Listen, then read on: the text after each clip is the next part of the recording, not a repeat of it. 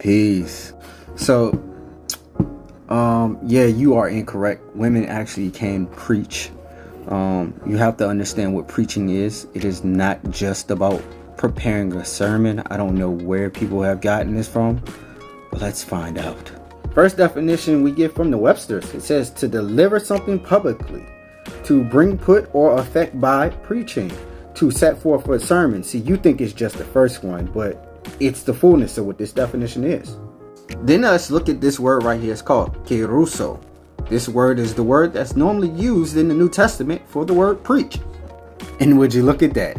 Just like the other definition, it says to be a herald, to officiate as a herald, to proclaim after the matter of a herald, always with the suggestion of a formality, gravity, and an authority which must be listened to and obeyed, to publish, proclaim openly something which has been done. Preach. Now, I know in one of your other videos that you said that preaching had something to do with teaching. Guess what? Women can teach as well. And would you look at that right there? The aged women likewise, that they be in behavior, becoming in the holiest, not false accusers, not giving them much wine, teachers of good things, that they may teach the young women to be sober, to love their husband, to love their children, to be discreet and chaste, keepers of their home, and good, obedient to their own husbands, that the word of God not be blasphemed. Teachers. And to add to my point, Priscilla and Aquila for the win. Priscilla and Aquila heard him. They took him aside and explained to him the way of God more accurately. Priscilla and Aquila did this. This is Priscilla and Aquila, a man and his wife, teaching another man. Why isn't it just the man? I don't know. Because they were both given authority by Paul. That's why.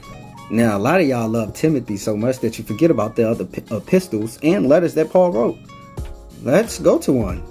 And if you look at this definitely down, what is that word? Deaconos. A servant. The same word that we get what? Deacon from.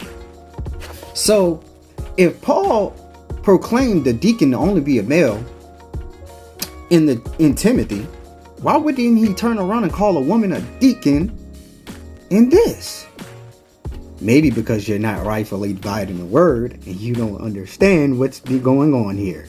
There are certain criteria that Paul is implementing in certain churches because there are certain issues going on in certain churches that he is advising them of. It is not negating what Paul has created, but we have to rightfully divide the word of who he's talking to, when he's talking to them, and does that apply to us as we move forward? Stop spreading lies.